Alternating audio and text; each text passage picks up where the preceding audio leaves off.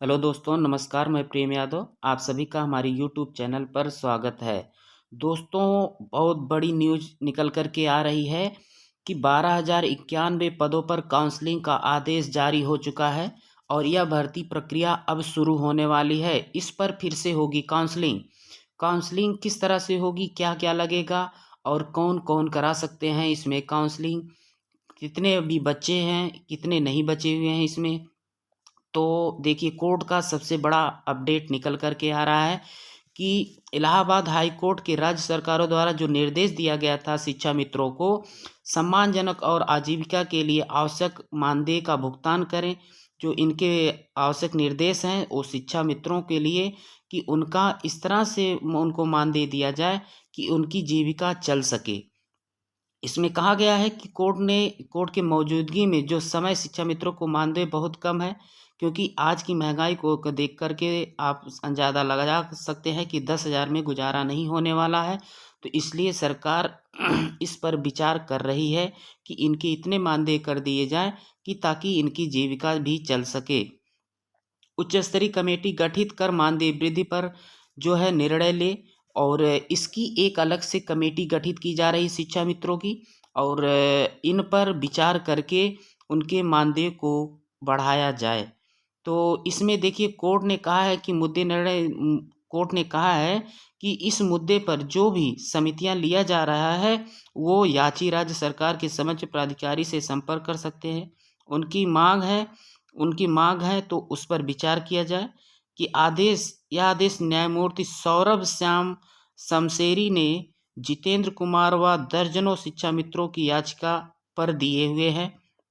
इस पर आप देख सकते हैं कि जो 12,091 पदें थी उसमें 72,825 जो सहायक पद आए थे, उस पर जो नियुक्ति हो चुकी है पहले, और भी जो बचे हुए रिक्त सीटें हैं, 12,091 पदों पर काउंसलिंग कराने के लिए विज्ञापन जारी किया जाए। और ये कोर्ट ने कहा है कि अब जो सीटें बची हुई हैं 72,825 में, तो उसमें 12,091 पद पर काउंसलिंग फिर से कराने के लिए आदेश दे दिए हैं।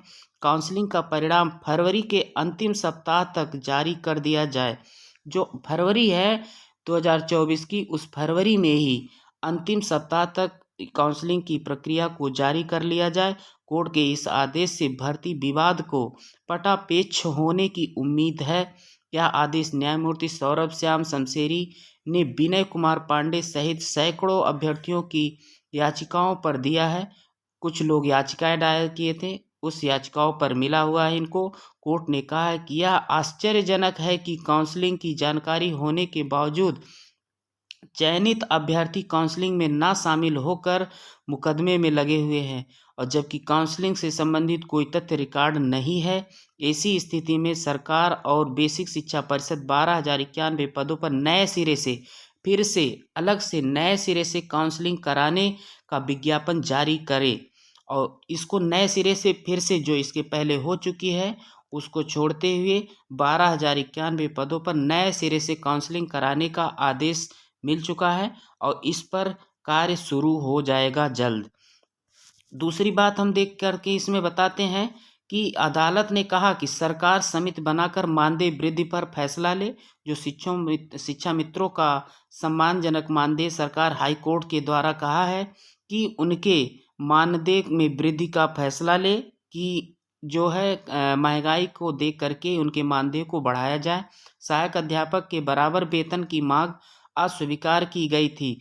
जो सहायक अध्यापक थे उनके वेतन की मांग थी कि जो हम सहायक अध्यापक का वेतन होता है उतना शिक्षा मित्रों को भी मिलना चाहिए। इस पर मांग भी की गई थी, लेकिन उस पर कोई विचार नहीं किया गया।